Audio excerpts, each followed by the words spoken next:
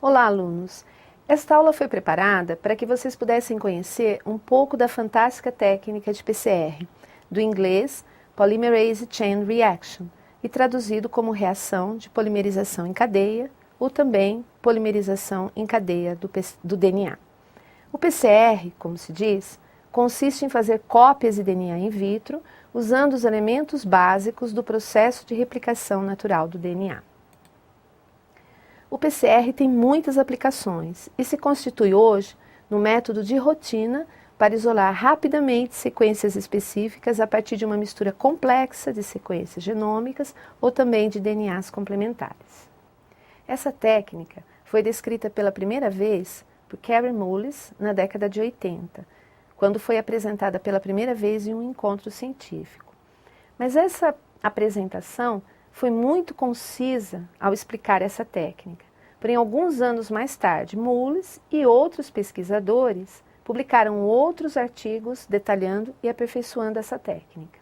Um grande avanço aconteceu com a descoberta de uma enzima, a DNA polimerase termoestável, a partir de uma bactéria chamada termos aquáticos, por Thomas Brock no final da década de 70. Com essa descoberta, Saik e outros colaboradores, incluindo Kary Mullis, usaram para aperfeiçoar essa técnica com a publicação desse trabalho em 1988, com muito sucesso. A reação PCR requer 7 componentes básicos. O primeiro, a DNA polimerase termoestável, também chamada de TAC DNA polimerase. Um par de oligonucleotídeos, também chamados de primers, para iniciar a síntese de DNA. Os deoxinucleotídeos trifosfato, DNTPs, representados pela citosina, guanina, adenina e timina. Um cátion divalente. Toda DNA polimerase requer cátion divalente, usualmente o magnésio. Uma solução tampão, para manter o pH. Cátions monovalentes, usualmente potássio, na forma de cloreto de potássio. E o DNA molde, isto é, a amostra de DNA a ser amplificada, também chamada de template.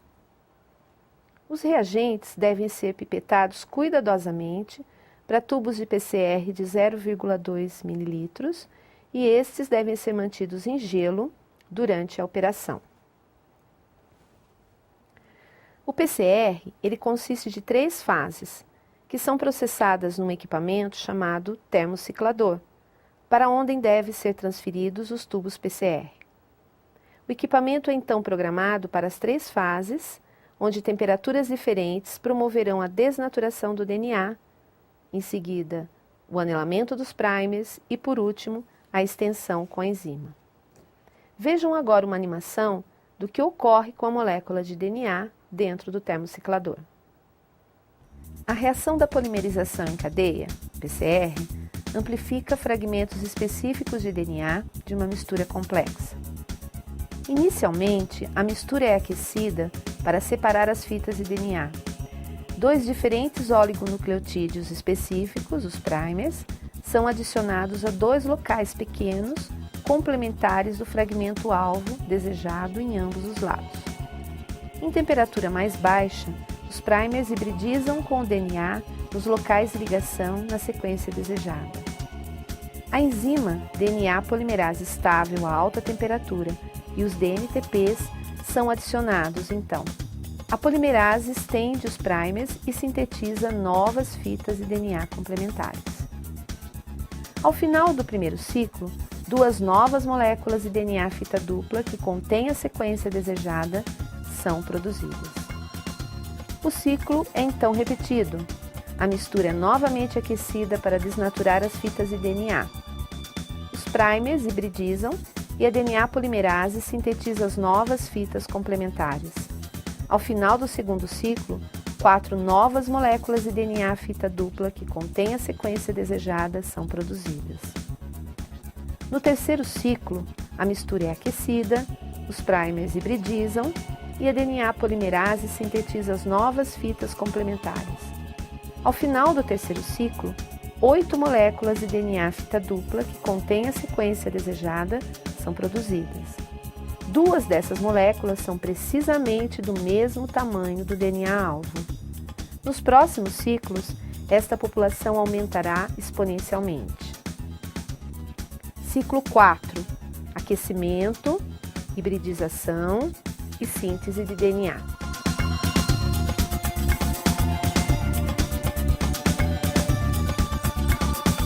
Ao final do 5º ciclo, haverá 22 moléculas de DNA fita dupla da região alvo com o tamanho correto e 10 produtos mais longos.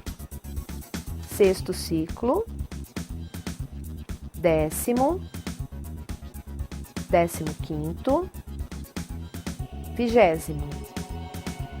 Depois de 30 ciclos, haverá cerca de 1 bilhão de fragmentos com o tamanho correto, mas somente 60 produtos mais longos.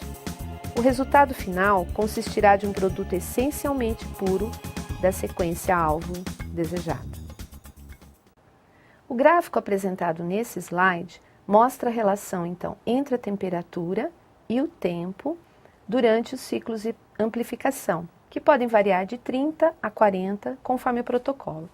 Inicialmente, é necessária a temperatura de 95 graus por alguns minutos para a desnaturação das moléculas de DNA, ou seja, a separação das fitas.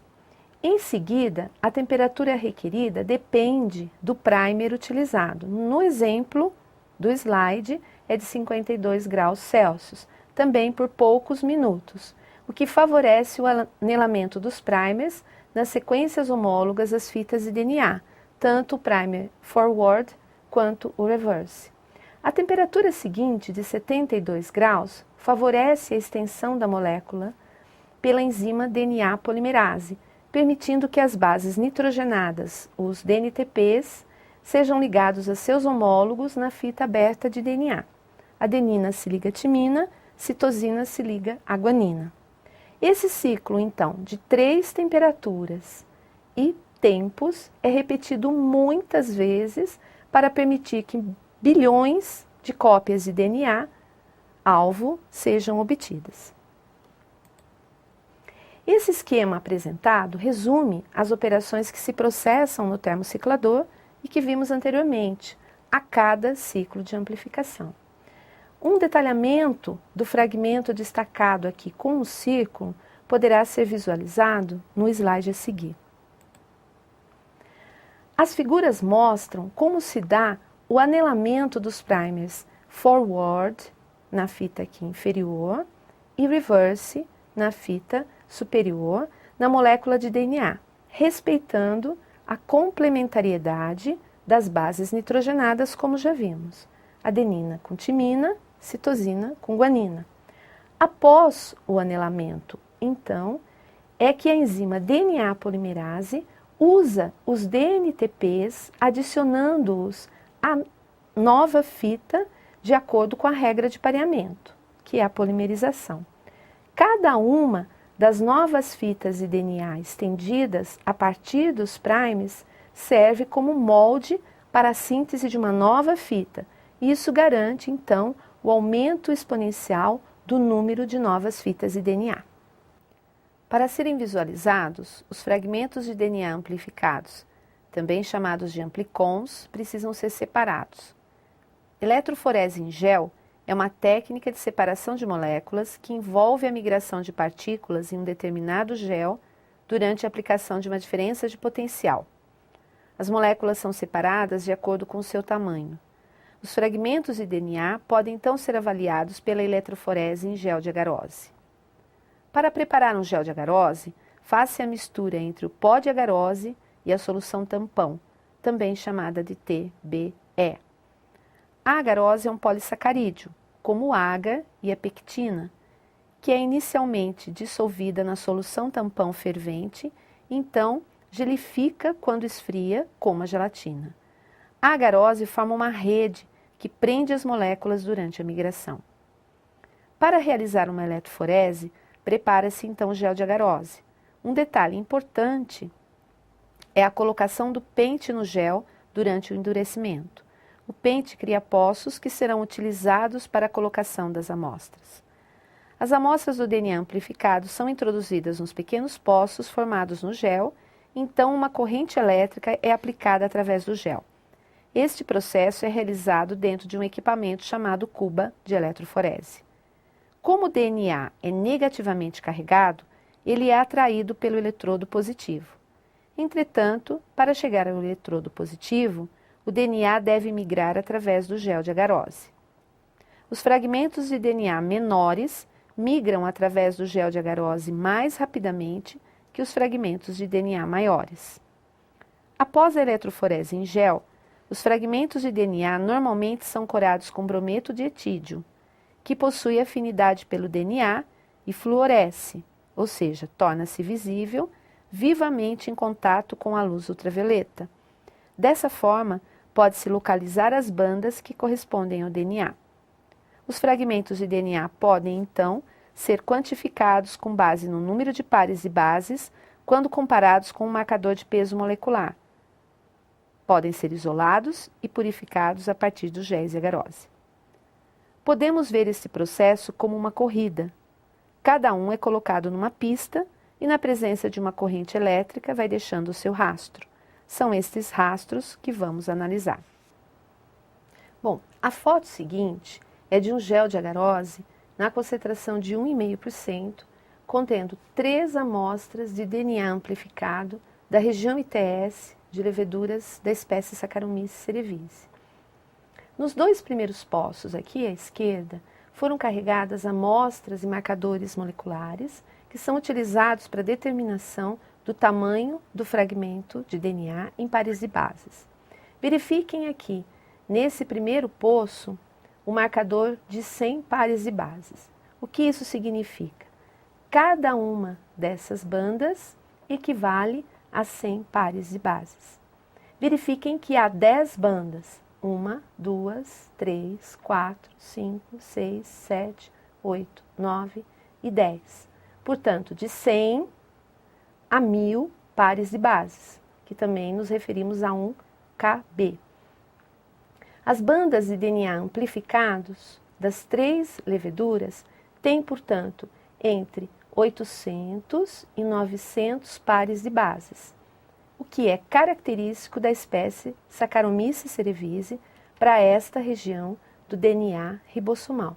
Leveduras de outras espécies apresentam esse fragmento da região ITS com tamanhos diferentes. Bom, eu espero que essa aula tenha despertado em vocês a compreensão da importância desta técnica e das suas aplicações nas mais diversas áreas. Eu sugiro que vocês leiam o material impresso, procurem outras fontes bibliográficas para se aprofundarem no assunto. E caso ainda tenham dúvidas, estaremos eu e os tutores à disposição para ajudá-los. Bom trabalho!